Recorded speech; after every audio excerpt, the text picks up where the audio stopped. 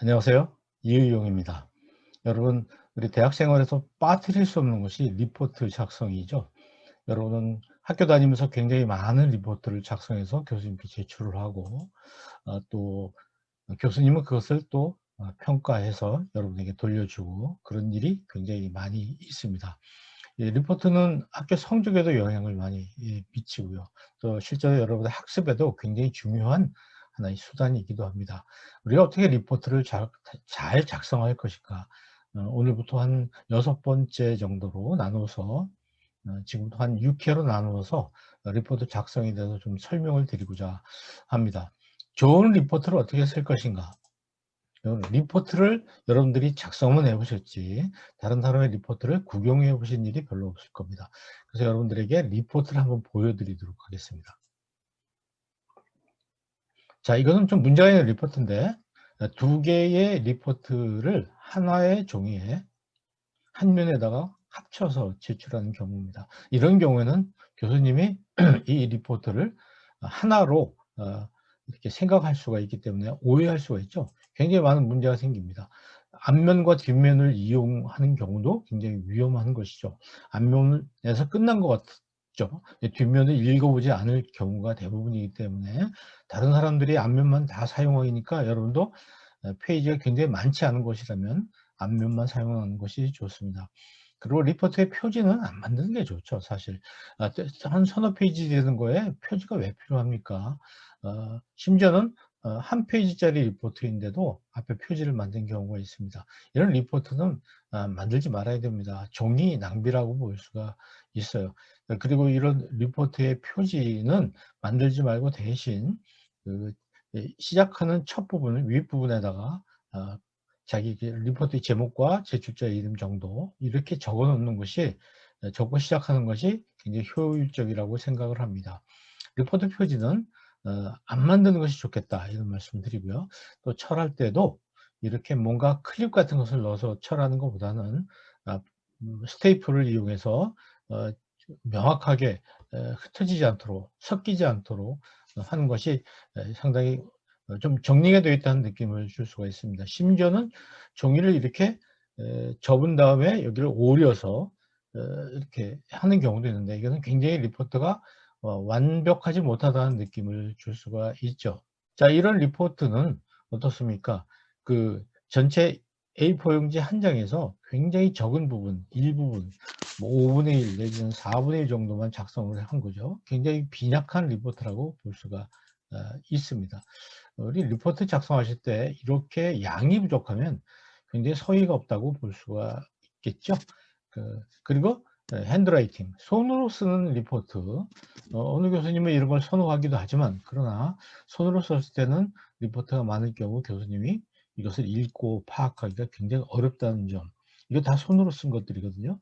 이 손으로 쓴 것은 글자의 크기도 서로 다르고 스타일도 다르기 때문에 읽는 데 굉장히 많은 부담을 줄 수가 있습니다. 보십시오. 이렇게 글씨를 크게 쓰면 뭐 몇 자 안 쓸 수도 있지 않습니까? 여러 가지 불편한 점을 상대방에게 주기 때문에 이렇게 손으로 하는 것은 좀 피하는 것이 좋겠다. 더군다나 그 왼쪽 거보다는 오른쪽 것이 굉장히 흐리지 않습니까? 이런 경우는 읽는데 굉장히 어려움을 주기도 합니다. 이렇게 인제 리포트를 썼는데 쓴 것이 양도 부족할 뿐만 아니라 손으로 써서 읽는 사람이 굉장히 이 리포트가 성의가 없다. 이렇게 볼 수 있습니다. 그러나 이런 리포트 같은 경우는 읽기가 편하도록 최대한 애를 썼습니다. 줄을 맞추고요. 색깔도 집어넣고 중간 제목도 넣고 번호도 넣고 이런 건 좀 다르다고 저는 생각을 합니다. 자, 리포트의 제목은 굉장히 중요하죠. 체제인데요. 이 리포트가 무슨 리포트인지 굉장히 잘 만든 리포트이긴 한데 이게 무슨 리포트인지 주제가 나와 있지 않아서 이것이 평가하시는 분 입장에서는 상당히 좀 헷갈릴 수가 있죠. 그리고 심지어는 이름을 안 쓴 사람도 있습니다. 자, 이 리포트 같은 경우는 진짜 크게 글씨가 써져 있게 대학 시험에서 부정행위가 근절되지 않고 있는 원인, 이것이 제일 위로 올라가야 되거든요.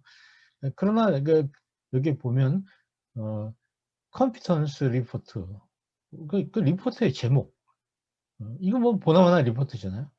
그러니까 인제 신발 가게에서 신발 가게라는 걸 나타내 주는 게 컨피던스 리포트라면 신발 가게에서 어떤 브랜드가 지금 팔리고 있는가를 나타내 주는 것이 진짜 이게 헤드라인이거든요. 제목이거든요.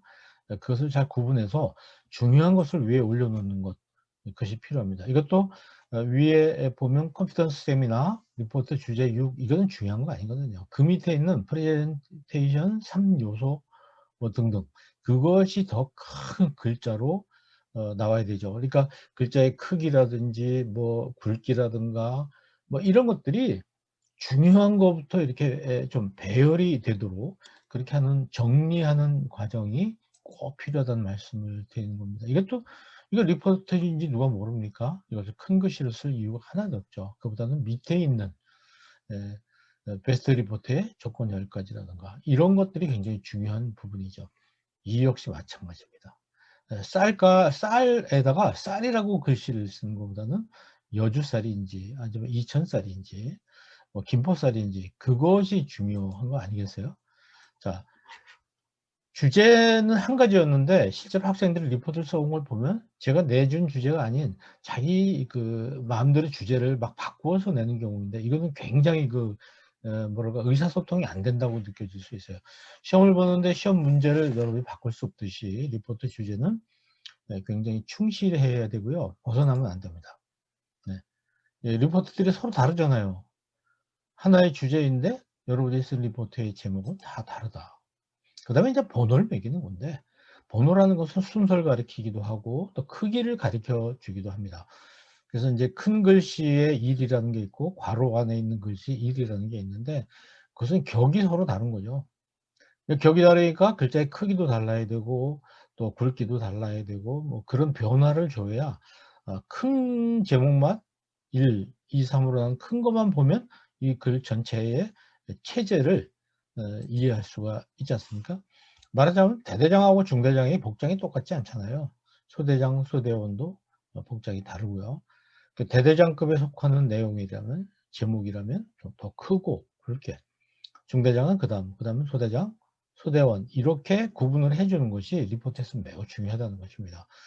자, 이 학생 경우에는 참 잘 썼는데 보면 예 위에 그 번호가 없죠. 번호가 있었더라면 이 리포트는 얼마나 좋은 리포트가 될 수 있을까 생각합니다. 그런데 이것은 제목을 잘 달았죠. 제목은 중간 제목을 잘 달았는데 번호가 없어서 안타깝습니다. 역시 참 잘 만든 리포트인데 번호만 좀 붙였더라면 리포트가 굉장히 칭찬받을 수 있는 리포트고 보기 좋은 리포트이죠. 이 두 가지 다 마찬가지입니다. 그래서 여러분 리포트에서는 번호를 잘 써야 됩니다. 큰 번호, 중간 번호, 작은 번호. 이제 이 리포트 같은 게 굉장히 잘한 거죠. 느낀 점, 배운 점, 적용할 점을 1, 2, 3 으로 나누고 그 안에 박스를 만들어서 그 안에다가 그 내용을 정리를 해 놨습니다. 아주 가게의 상품들을 진열해 놓은 거 비슷한 느낌을 우리 줍니다. 그리고 때때로 글이 길을 때는 중간에 한 제목을 하나씩 달아 주는 것도 좋죠. 번호도 있고 다 좋죠. 이게 중간에 제목을 달아 주니까 읽는 사람이 훨씬 더 내용을 쉽게 파악하고 요약할 수 있어요. 중요한 것은 중간 제목 다는 게 쉽지 않다는 거죠. 그래서 충분히 이 내용을 정리를 잘한 사람의 경우에는 이런 중간 제목을 달고 번호를 만드는 그런 리포트를 쓸 수가 있습니다. 그러니까 이렇게 리포트를 만든 거는 굉장한 많은 수고가 들어갔다는 것을 금방 눈치챌 수 있어요. 그렇지 않고 아까 우리 앞에서 본 대로 문단 나누기도 안 하고 계속 나열했던 그런 글들은 어찌 보면 준비가 안 된 리포트라고 볼 수가 있죠. 자, 이런 리포트 얼마나 잘 썼습니까? 그냥 번호가 다 붙여져 있고 또 그 번호의 그 굵기, 글자 중간 제목 같은 것도 잘 정리가 돼 있어서 읽기가 굉장히 편하지 않습니까? 그러니까 리포트, 오늘 제가 여러분께 말씀드린 건 읽기 편하게 작성하라는 겁니다. 이렇게 하면 리포트가 얼마나 보기가 편합니까? 뭐 이 두 개의 리포트는 정말 흠잡을 수 없는 리포트입니다. 내용의 중요한 부분에는 언더라인도 하고 글자의 크기도 다르게 하고 제목에 아주 뭐 상 주고 싶은 리포트. 이 리포트는 다 만점을 받았던 리포트들입니다. 참 잘 만들어 저기 보세요. 여러분도 이렇게 리포트를 작성을 하셔야 됩니다. 그런데 이런 리포트는 중요한 것과 중요하지 않은 것을 뒤섞어서 글씨의 크기와 굵기를 이렇게 좀 바꿔서 한 거죠. 주객이 전도된 리포트입니다. 표를 만든다면 더 좋은 리포트가 될 수가 있어요. 자, 이렇게 표를 만들고 설명을 하는 그 리포트. 그리고 주어진 목차로 이렇게 구성하는 것이 굉장히 좋은데, 주어진 목차대로 안 하고 자기 맘대로 목차를 이렇게 하면 평가하는 입장에서 상당히 좀 어렵습니다. 공평하게 하기가 어렵습니다. 무엇보다도 저는 여러분들이 어떤 글을 쓸 때 이 문단 나누기 좀 자주 하시라는 거죠. 제가 인제 우리 그 SNS, 페이스북이라든지 이런 또 어떤 우리 카카오톡 같은 걸 할 때 보면 굉장히 긴 글을요, 문단 나누기 하지 않고 계속 써서 내려가는 그런 글들, 이걸 어떻게 읽어요? 읽기 어렵습니다. 그래서 여러분들이 글을 쓸 때는 '내 표현이 상대방에게 전달될 수 있을까? 내가 상대방이라면 이걸 어떻게 해 줘야 읽을 수 있을까?' 저는 이런 SNS라든지 이런 데 글 쓸 때는 반드시 행을 띄워 줍니다. 줄을 띄워 주고 맞춰 주고 문단을 다 나눠 주고, 그래서 읽는 사람이 이렇게 쉬어갈 수 있도록 그렇게 해 주죠. 인제 그것이 얼마나 전달되느냐, 그렇지 않고 지금 이런 거 같이 했을 때 이게 얼마나 전달되느냐, 여러분이 입장을 바꿔서 보신다면 금방 아실 수 있을 거예요. 제가 한번 이렇게 받았던 리포트를 보니까 이렇게 문단 나누기를 하지 않은 리포트가 이렇게 많아요. 그럼 교수님이 이걸 어떻게 읽을 수 있을까요? 굉장히 어렵죠. 읽기 어렵습니다. 읽지 못합니다. 읽지 못하면 여러분이 공부한 내용이 전달이 안 되는 것이죠. 이거는 우리 일상생활에서도 마찬가지라고 생각을 합니다. 그래서 이렇게 문단 나누기를 정말 신경 써서 해 줘야 됩니다, 상대방이 읽기 편하게. 자, 이걸 어떻게 읽을 수 있겠어요? 이런 글들은 정말 읽기 힘든 것들입니다.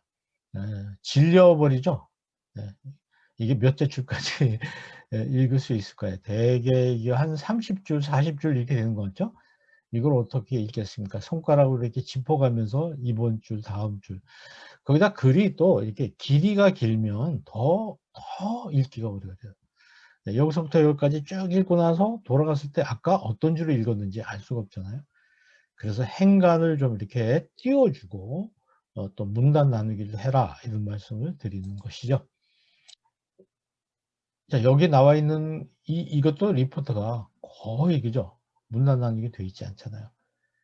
예, 참 상당히 어려운 문제들입니다. 여러분들이 정말 앞으로는 리포트 쓰실 때뿐만 아니라 일상생활에서도 이렇게 다른 사람을 배려하면서 글을 써 주십사 하는 말씀을 드리고 싶어요. 자, 이제 행간 조정, 방금 말씀드렸던 거죠. 이렇게 하니까 읽기가 얼마나 좋아요. 의미의 덩어리들 읽고 한 줄 쉬어서 또 그다음에 또 다른 내용으로 이렇게 연결되는 듯한 그런 느낌을 받죠. 꼭 이렇게 해 주시면 좋겠습니다. 예, 행간을 이렇게 나누니까 읽기가 참 편하죠? 네. 좋습니다. 얼마나 좋아요.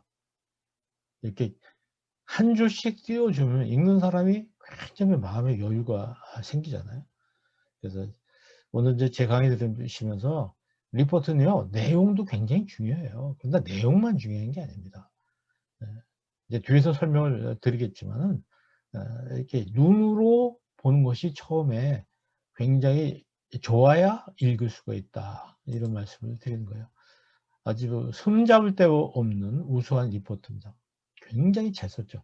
제목, 번호, 중간 제목, 그죠? 그리고 행간 나누기, 문단 나누기, 이런 거 읽는데 굉장히 짧은 시간이 걸리죠. 그러니까 교수 입장에서 이걸 보면 '아, 이렇게까지 정리정돈을 한 거라면 내용은 정말 안 봐도 굉장히 잘 정리가 되어 있겠구나.' 알 수가 있습니다. 내용이 정리가 안 되면요, 이렇게 만들 수가 없어요. 그래서 여러분들이 에 이런 리포트 쓰는 법을 잘 배워 두셔야 됩니다. 참 잘 만든 리포트들이죠. 글자에 대해서 좀 말씀드리고 싶은데, 글자를 인제 타이포그래피라고 보통 이야기를 하는데요. 우리가 이제 컴퓨터에 보면 다양한 글씨체가 나오기 때문에 여러분들이 이제 이것저것 막 사용하시지만은 글자체는 정말 주의해서 써야 되고요. 단순화시켜야 됩니다. 여러 글자체를 쓰면 안 됩니다. 특히 고딕체라는 것이 이 글씨체죠. 이거는 제목이나 중간 제목에 쓰이게 되어 있습니다. 이것은 굉장히 튀어나와요. 똑같은 10포인트라고 해도 더 명확하게 나타나거든요. 근데 명조체라는 것은 제가 굵게 했지만 이 밑에 있는 것인데, 이거는 이제 본문체에 적합합니다. 여러분 교과서 같은 걸 보시면 제목은 고딕체로 되어 있고요. 본문은 명조체로 되어 있을 거예요. 왜 그러냐면은요, 이게 굉장히 많은 실험 끝에 나타낸 글자체거든요. 어떤 게 읽기에 편한가를 연구한 결과 나온 것이죠. 자, 그다음에 이제 가독성을 좀 배려해야 된다. 표나 그래프나 이미지, 색 이런 걸 잘 활용하면 참 좋겠다는 생각이 들어요. 자, 이런 리포트라면 뭐 정말 완벽한 리포트라고 볼 수가 있어요. 그러니까 서술형으로 쭉 글을 써는 것보다 여러분 보시기 어때요? 한눈에 딱 들어오잖아요. 5, 6개, 5개의 덩어리를 갖다가 번호 순서대로 딱 정리하고 그 내용을 다시 이게 정리를 해 놨습니다. 읽기 편하게 행간 조정도 해서 완벽한 리포트라고 볼 수 있어요. 그걸 어렸을 때부터 지금까지의 성장 과정을 사건별로 쭉 정리한다고 했을 때 그냥 서술하는 것보다 이렇게 그래프를 그리니까 훨씬 편하잖아요. 그러니까 그래프라든지 이런 것들을 이용하는 것이 우리가 굉장히 중요하고 이게 효과적이다. 여기도 이렇게 보면 색깔을 이용해서, 그러니까 어떤 그 그래프, 표, 색깔 이런 걸 총동원해서 만든 건데, 정말 리포트 이거는 만들기 위해서 얼마나 많은 생각을 하고 준비했을까, 이런 생각 드시죠? 이런 리포트와 아까 맨 앞에 나왔던 리포트하고 놓고 봤을 때 교수님은 얼마나 그 내용을 쉽게 빠른 시간 내에 이해할 수 있을까? 그 차이는 뭐 하늘과 땅 차이라고 볼까요? 굉장히 많은 차이가 날 거예요. 그건 바로 평가에도 바로 반영이 되는 것이죠. 자, 이것도 그렇습니다. 색깔 같은 것을 잘 조정해서 만들었죠. 이건 뭐 너무 잘 만들었죠? 왼쪽에 있는 거. 이런 리포트 여러분이 지금 꼭 쓰시라는 겁니다. 여러분 하실 수 있어요. 그리고 A는 내가 생각하는 나의 강점, 또 남이 생각하는 나의 강점, 그것이 공통점이 무엇인가 찾아봐라 하는 리포트였는데, 이런 그램을 가지고 만들었어요. 참 잘 만들었죠, 이거는. 네. 그래서 자기가 중복되는 강점이 무엇인가를 한눈에 볼 수 있도록 이렇게 표현을 해주고 있습니다. 자, 완벽한 리포트입니다. 상대방이 읽기 편하게. 예. 자, 여러분 리포트에서 굉장히 중요한 건 이제 아셨죠? 상대방이 이것을 이해하지 못한다면 그 리포트는 아무리 여러분이 고생해도 만들어도 의미가 없다. 그러니까 음식을 만들었을 때 상대방이 먹기 편하게 만들어 줘야 된다는 것과 똑같은 이치입니다. 뭐 굉장히 맛있는 걸 많이 싸 놨다고 해서 그게 좋은 거 아니거든요. 그걸 질서정연하게 상대방이 막 먹기 편하게 이렇게 배열을 해 줘야 상대방이 맛있게 먹을 수 있다는 것입니다. 이런 표를 만드는 데까지는 많은 시간과 수고가 필요하다는 걸 교수님은 너무 잘 알고 있죠. 때로는 이런 그림 요소도 또 사진 요소도 필요합니다. 요즘 같아서는 이제 앞으로는 이제 이게 이런 종이 리포트가 많이 없어지겠죠. 그죠? PDF 파일을 만든 리포트라든가 심지어는 음성, 그죠? 목소리가 들어가 있는 리포트도 나올 것 같아요. 저는 이미 뭐 목소리로 자기의 장단점을 표현하도록 하는 영상으로, 목소리뿐만 아니라 영상으로 표현하도록 하는 리포트도 제출하게 하고 있습니다만은 세상은 점점 변하고 있습니다. 이렇게 실질적인 그림이 훨씬 더 어떤 그 내용 전달에 효과적이라는 걸 알 수가 있죠. 내가 잘한 점이 뭐고 개선할 점이 뭐고 느낀 점이 뭔가, 이것을 일목요연하게 이렇게 정리정돈을 해서 표로 만들어서 리포트를 만들어 제출했어요. 참 굉장히 잘 만들었죠. 여러분들이 리포트에 대한 기본적인 생각을 많이 좀 바꿨으면 좋겠습니다. 이것도 얼마나 잘했을까요? 굉장히 디자인이 잘 돼 있는, 그렇다고 디자인만 잘 돼 있으라는 뜻은 아닙니다. 이런 디자인 틀에다가 이렇게 정리해서 하나에 5가지씩, 잘한 거 5가지, 개선할 점 5가지, 적용할 거 느낀 점과 적용 5가지, 이걸 5가지씩 맞추려면은 이 리포트 작성자가 얼마나 많은 고민을 하고 또 연구를 했을까, 이런 생각이 드시죠, 여러분들. 바로 이겁니다. 이런 것들이 이제 우리들한테 그 필요한 점이죠. 뭐 시간이 없어서 다 읽어드리지 못하지만 나름대로 굉장히 많은 고민을 하고, 그러니까 길게 고민한 걸 길게 늘어놓는다고 그래서 그것이 공부한 건 아니에요. 고민한 것을 정리를 잘해 놨을 때 이것이 고민의 결과다. 그 고민의 결과를 리포트에 담아야 되는 것이죠. 네. 자, 학생들이 이렇게 만든 리포트에 대한 어떤 그 자기 나름대로의 나의 리포트의 문제점과 또 앞으로 뭘 어떻게 바꿀 것인가 이렇게 정리한 겁니다. 여러분도 현재 여러분이 쓰고 계신 리포트를 어떻게 하면 더 잘할 수 있을까 좀 고민을 해 보시면 참 좋을 것 같다는 생각이 들어요. 현재 여러분이 하고 있는 방식의 문제점은 뭐고 어느 부분을 어떻게 고칠 것인가. 오늘 이제 제 강의를 들으시면서 리포트를 한번 이렇게 바꿔 보시면 참 좋겠다. 이제 앞으로 이제 이번 학기에 계속 공부하시면서 리포트 쓰게 될 때 많이 좀 바꿔 보시면은 여러분에게 많이 도움이 될 거라고 생각을 합니다. 자, 오늘 리포트를 한번 구경했죠? 좀처럼 이런 다른 사람의 리포트를 구경할 기회가 없는데 오늘 리포트를 한번 구경해 봤습니다. 어떠셨나요? 다른 사람의 리포트를 보면서 내 리포트는 어떤가 한번 이렇게 성찰해 본다면 훨씬 더 좋은 리포트를 작성할 수 있을 거라고 생각을 합니다. 굿 리포트를 만드십시오. 다음 시간에 또 계속됩니다.